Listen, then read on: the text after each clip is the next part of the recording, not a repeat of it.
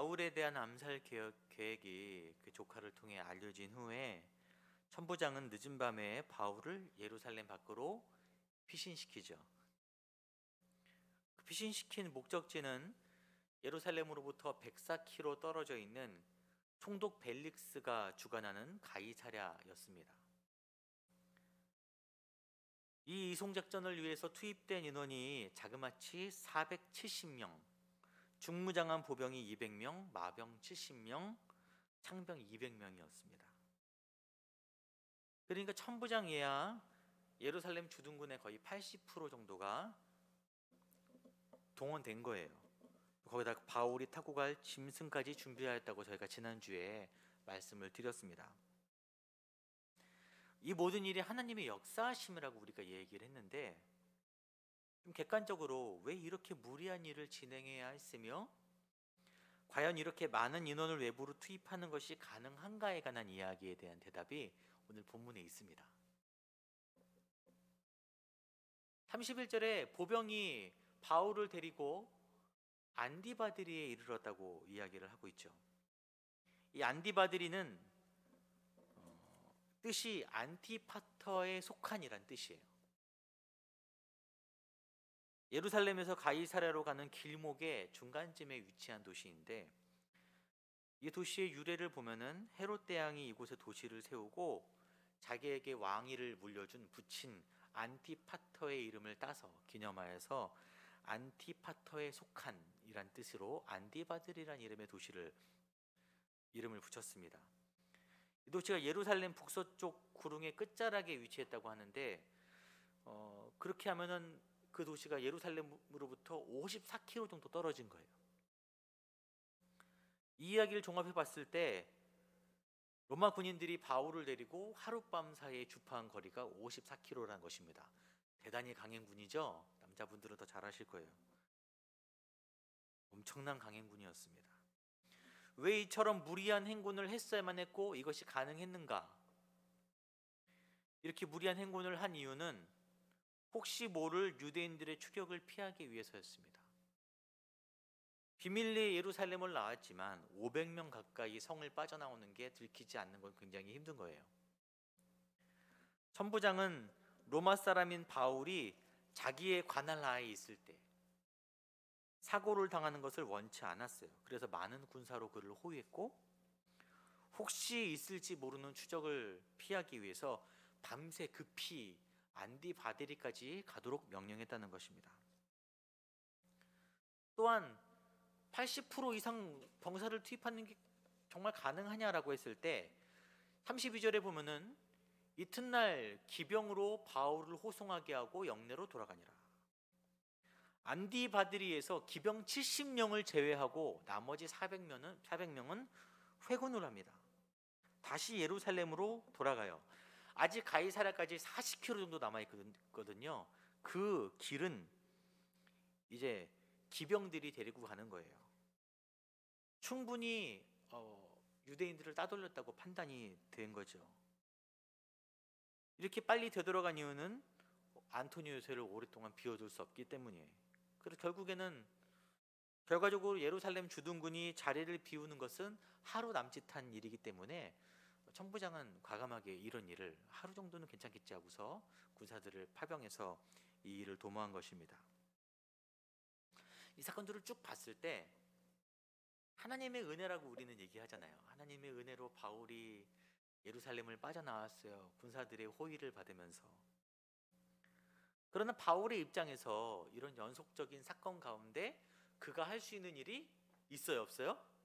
없어요. 그는 꼼짝 못하고 그냥 끌려가는 처지에 놓였었습니다. 바울의 인생 중에 가장 무기력했을 때를 손꼽을 때 먼저 다메섹 도상에서 눈이 멀었을 때를 꼽을 수 있겠고, 또 하나 꼽으라면 아마 이때를 꼽을 수 있었을 거예요. 스스로 아무것도 할 수 없었던, 유대 최고 정치 기관과 로마 권력자들 사이에 끼어서 그 흐름에 자신의 몸을 맡길 수밖에 없는 상황인 거예요. 그러나 반대로 보면은 하나님을 바라볼 수밖에 없었던 시간을 꼽으라면 아까 말했던 다메섹 거기서 있었던 일과 이때의 일을 꼽을 수 있을 것입니다. 저희가 지난번 추수감사절에 초막절에 관한 이야기를 했죠.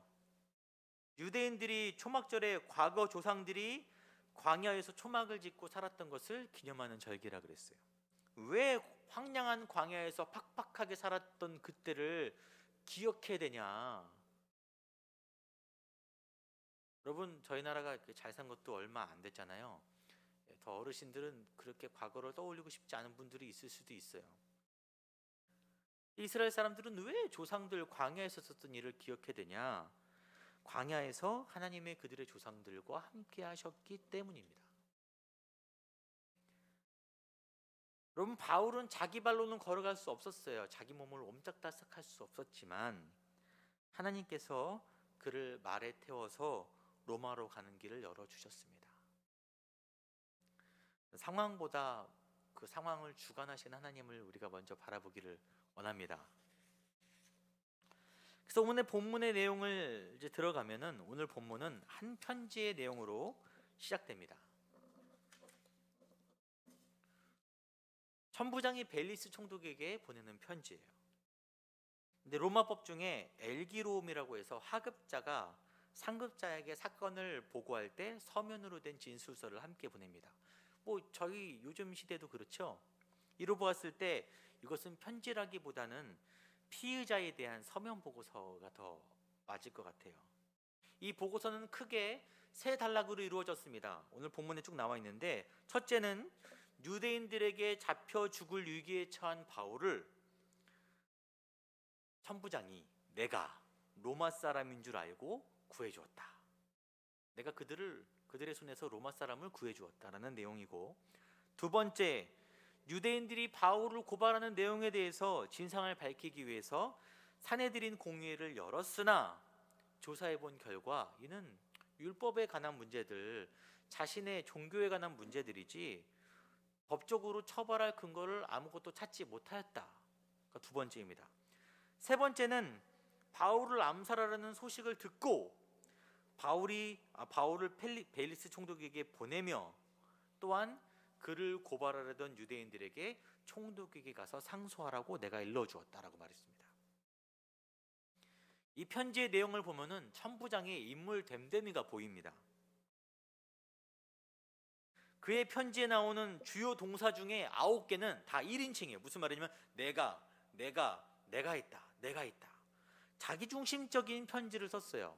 천부장의 입장에 의거한 편지를 썼는데 자기에게 유리한 대로 교묘하게 적어 놓았습니다. 아까 세 가지 했던 것을 자세하게 이야기하면은 그는 먼저 바울이 로마 사람인 줄 알고 구해준 게 아니죠. 일단 데려다가 때릴 뻔했는데, 채찍질을 명했는데 알고 보니까 로마 사람이었던 거예요. 이 문제는 굉장히 심각한 문제입니다. 제일 심각한 문제예요. 천부장의 지위가 날아갈 수도 있는, 그가 가장 꺼림직하게 여기는 사건입니다. 그래서 그는 그 이야기를 슬그머니 감춰요. 내가 구했다. 채찍질에 관한 얘기는 어디에도 없어요. 또한 바울의 암살 소식을 듣고 벨릭스에게 보낸 것은 사실이죠. 그러나 다 사실은 아닌 게, 사내들인 공의회에서 바울이 죄가 없음이 밝혀졌어요. 죄가 없으면 바울을 놓아줘야 하죠. 그 지역의 치안 책임자가 천부장이었기 때문에 무죄니까 놓아줘야 되는데 바울을 석방하지 않았어요. 왜 그랬을까요? 첫째는 바울이 석방당했는데 죽임을 당할까 봐, 자기 관할에서. 또한 두 번째는 자기가 바울을 놓아줬을 때 유대인들이 크게 반발을 할까 봐 두려워서 바울을 억누에 놓고 있었습니다. 게다가 암살 소식을 듣고 급히 군사를 붙여 총독에게로 보내는 거예요. 470명의 군사를 붙여놓은 걸 보면 얼마나 그가 바울에 관한 일을 책임지기 싫어했는지, 전형적인 관료의 모습이죠. 책임을 안 지려고 하는 거예요. 이거는 난 모르겠다. 상급자에게, 총독에게 바울을 떠넘긴 것입니다. 그리고 유대인들에게 바울이 가이사랴로 이송되면 너희가 총독에게 직접 송사하라고 했던 말도 거짓말이죠. 유대인들은 아마 바울이 가이사랴에 도착한 이후에나 알았을 거예요. 몰래 보내는 것입니다. 그 모든 책임을, 공은 자기가 갖고 바울을 구한 건 나고, 그 다음에 책임은 벨리스 총독에게 은근히 떠넘겼습니다. 천부장은 왜 이런 정직하지 못한 그런 보고서를 올렸냐면은, 여러분 그의 이름을 보면은 그의 이름 풀네임이라 그러죠. 글라우디오 루시아입니다. 여러분 글라우디오는 로마식 이름이에요. 루시아는 헬라식 이름입니다. 그는 이전에 바울에게 나는 돈을 주고 이 직분을 샀다라고, 돈을 주고 로마 사람 시민권을 얻었다라고 이야기합니다. 헬라인이었던 루시아가 뇌물을 주고 로마 사람 글라우디오가 된 것입니다. 그래서 글라우디오 루시아입니다. 이 이름을 봤을 때 그의 삶의 목적이 보여요. 그의 삶의 목적은 신분 상승이에요. 성공하고 출세하는 것입니다. 자신의 출세를 위해서 과오는 은폐하고 공은 부풀리는 거짓 보고서를 작성했어요. 그러나 반면에 이것이 바울에게 참 좋게 작용했어요. 그의 보고서를 보면은 바울에게 굉장히 호의적입니다. 그는 죄가 없었다. 그는 로마 사람이다. 죄가 없다. 나는 판단하기 어렵다. 라고 적습니다. 아마 벨리스 총독에게 이 보고서가 갔는데 바울에 대해서 부정적으로 적었다면 바울이 이에 대해 반발했을 때 자기의 과오가 드러날까봐 바울도 만족할 만한 보고서를 작성해 주는 거예요. 이게 왜 중요하냐면 총독이 바울을 평가할 때 첫 번째 평가의 기준이 뭐예요? 그 보고서잖아요. 첫 시작을 좋게 시작했던 것입니다. 그러면은 여기서 또 한 가지 의문점이, 여러분 총독 벨릭스, 총독 정도 되면 이런 보고서를 보면은 뭔가 이상한 걸 알까요, 모를까요? 알겠죠. 여러분 다 아시잖아요. 허점을 파악할 수 있음에도 불구하고 그가 모든 것들을 묵인하고 그냥 받아들여요. 조금만 조사하면 알 수 있는데 그냥 넘어갑니다. 여러분 벨릭스에 관한 얘기를 좀 하자면은, 성경에는 많이 나와 있지 않은데 역사가들은 그를 굉장히 입시전적인 굉장히 대단한 인물로 표시를 기록하고 있어요. 그는 원래 노예 출신이에요. 노예. 글라우디오 황제, 로마의 황제의 모친인 안토니오가 있어요. 그 안토니오를 통해서 자유인이 되었습니다. 그래서 그의 이름이 안토니우스 벨릭스라고 불렸어요. 그는 노예에서 자유인이 되었고 자유인에서 총독까지 된 사람이에요. 신분 상승의 화신가주 같은 사람이죠. 천부장이 뛰는 사람이라면 벨릭스는 나는 사람인 거예요. 신분 상승에 대해서. 역사가 타키투스에 의하면은 벨릭스는 잔인하고 음탕하고 돈을 좋아하고 노예 정신으로 왕에게 빌붙어서 권력을 행사하는 사람이다라고, 훨씬 더 심한 부패한 관료의 모습을 가지고 있었어요. 바울이, 제가 로마로 가기까지 구금되어 있던 2년에 관한 얘기를 했잖아요. 이 2년의 시간이 벨릭스 때문에 그렇게 됐습니다. 벨릭스가 유대인의 환심을 사기 위해서 2년 동안 그를 구금해 놓고 계속 2년 동안 바울에게 돈을 요구했어요. 자주 만나러 갔거든요. 돈을 좀 받을까 해서. 이상하게도 하나님은 이런 사람들을 사용해서 바울을 위기에서 구해 주시는 거예요. 이런 부패한 사람들을 사용해서 바울을 로마로 이끄시는 거예요. 여러분 우리가 이것을 어떻게 해석해야 될까요? 우리가 얻을 영적 교훈이 무엇입니까? 악하고 모난 자들 하나님께서 사용하실 때가 있다. 물론 표면적으로 그렇게 얘기할 수 있지만 여기에 더 내면적인 이야기가 있어요. 여러분 사도행전 16장에 빌립보 감옥의 간수를 여러 번 언급했어요. 그는 천부장이나 총독과는 비교할 수 없는 사람인데 그들의 공통점은 한 가지, 바울을 만났다는 거예요.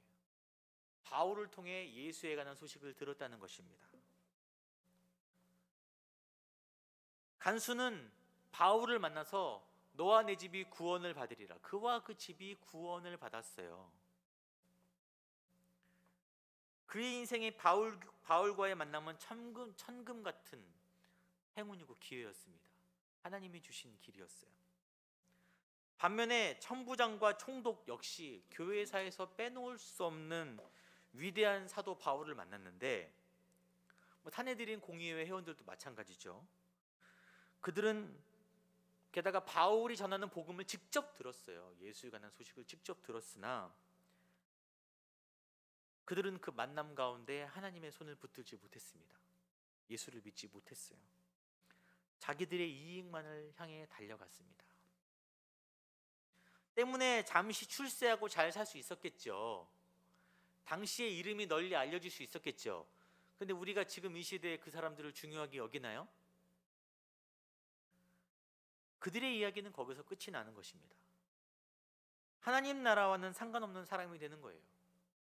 그냥 우리가 이 땅 가운데 잘 살면서 능력이 있어서 하나님이 그들을 사용하실 수도 있어요. 하나님께 쓰임 받는다고 다가 아닌 것입니다. 하나님의 도구로 세워졌다고 해서 다가 아닌 거예요. 성도와 목회자 역시 마찬가지죠. 하나님이 쓰신다고 해서 다가 아닌 것입니다. 하나님 나라와 상관없는 자가 될 수도 있는 것이죠. 중요한 것은 예수를 믿고 구원받고 우리의 삶이 변화되는 것이죠. 혹시나 우리가 쓰임은 받되 구원과는 먼 사람이 물론 이 자리에는 없을 거라고 생각을 합니다. 혹시나 그런 자들이 우리 교회를 통해서 우리 삶을 통해 변화되는 역사가 있기를 참 바라요. 계속해서 바울의 이야기를 하려고 하는데 34절 같이 읽어볼까요? 총독이 읽고 바울더러 어느 영지 사람인지 이냐 물어 길리기아 사람인 줄을 알고. 벨리스 총독이 바울을 만나 가장 먼저 물어본 것이 어느 영지에 속한 사람이냐라는 거예요. 이것은 로마 제국의 통치구역으로 봤을 때 어느 관할에 네가 속해 있냐. 벨릭스의 관할이 아니라면은 그 관할지로 바울을 보내야 되거든요. 재판할 권한이 없어요. 근데 바울은 길리기아 출신이었고 다행히 벨릭스가 길리기아 지역의 대리대사를 겸임하고 있었습니다. 당시에. 그리고 송사하는 유대인들이 올 때까지 그를 헤롯궁에 보내요. 헤롯궁에 넣고 병사들로 지키게 합니다. 로마인의 신분으로서 아직 미결수였기 때문에 감옥이 아니라 궁에 있었어요. 여러분, 자유라는 말을 참 좋아하시죠? 자유, 여러분 자유하십니까? 우리는 뭐 어디로 갈 자유가 있고 자유가 있어요.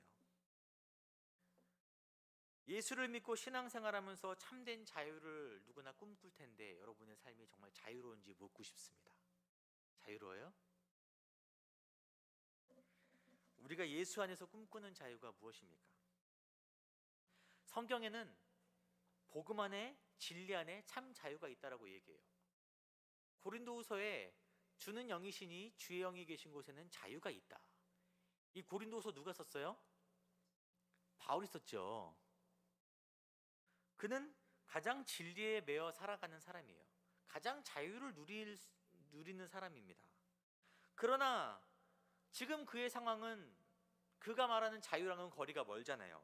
말이 좋아서 헤롯궁이지 강금이에요.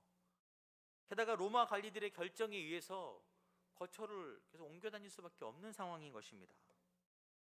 우리가 일반적으로 자유를 정의할 때 스스로 결정할 권리를 갖는 것이라고 얘기하는데 지금 바울의 상황은 스스로 아무것도 결정할 수 없는 자유와는 거리가 먼 것입니다.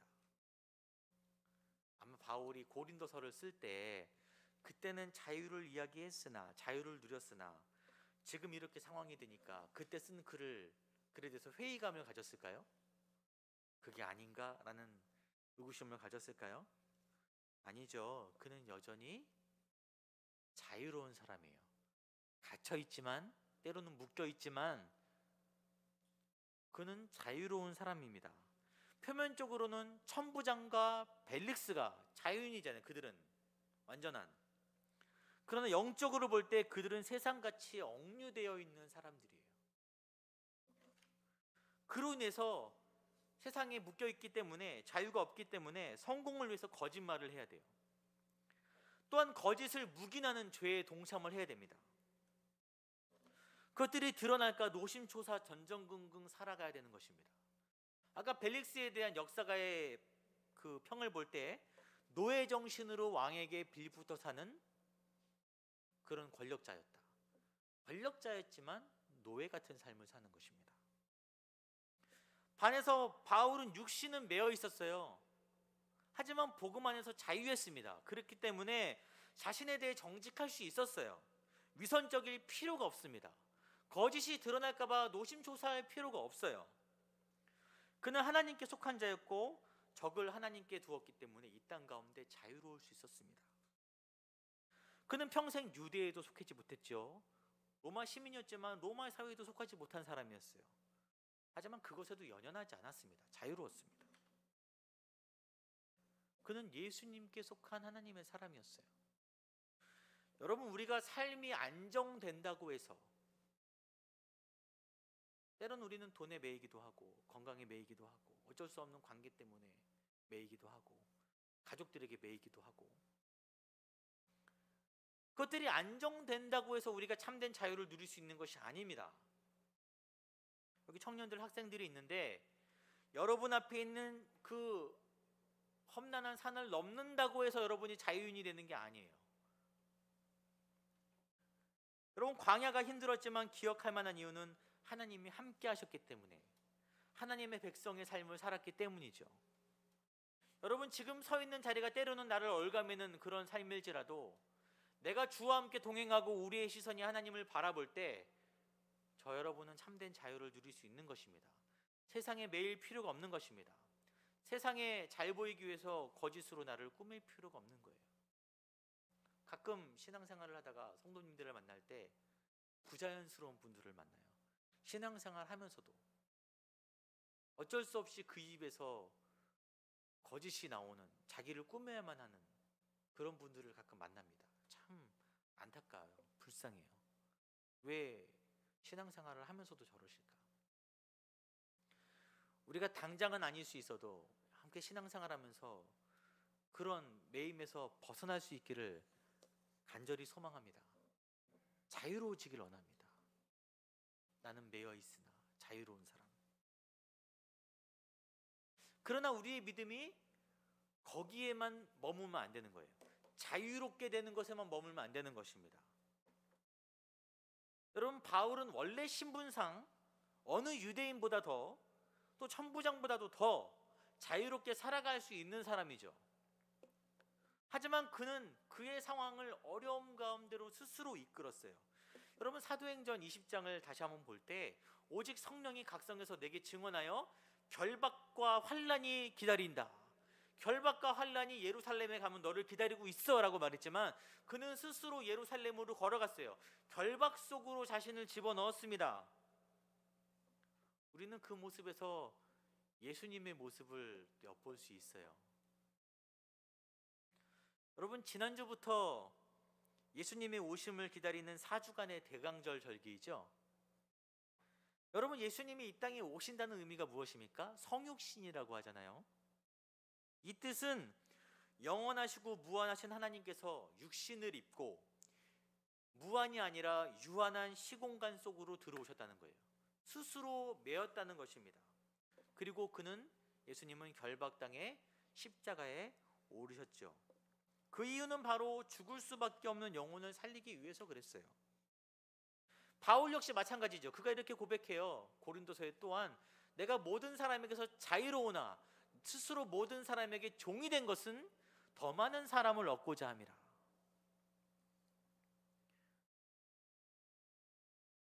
그는 매였으나 자유로운 사람이었고 자유로웠으나 스스로를 다시 한번 매이게 하는 사람이었습니다. 사랑하는 성도 여러분, 우리가 주일을 열심히 할 수도 있어요. 저도 목회를 열심히 하고 여러분들도 여러분의 삶을 열심히 살고 교회에서 봉사도 열심히 할 수 있어요. 하지만 열심히만 한다고 해서 능사가 아닌 것입니다. 그 일에 오히려 매이게 될 수 있어요. 우리가 먼저 신앙생활하면서 가장 1순위로 세상이 줄 수 없는 진정한 구원의 자유를 좀 누리시기 바랍니다. 그 자유를 맛봤으면 좋겠어요. 저희 교회 함께 하는 분들이 천천히, 한 번에 되진 않을 수 있죠. 천천히 여러분의 마음속에 메인 것들이, 묶인 것들이 풀어지고 참된 자유를 정말 맛볼 수 있었으면 좋겠습니다. 그래서 풍랑 가운데서도 하나님을 바라보고 기쁘게 찬양할 수 있는 사람들이 되기를 원합니다.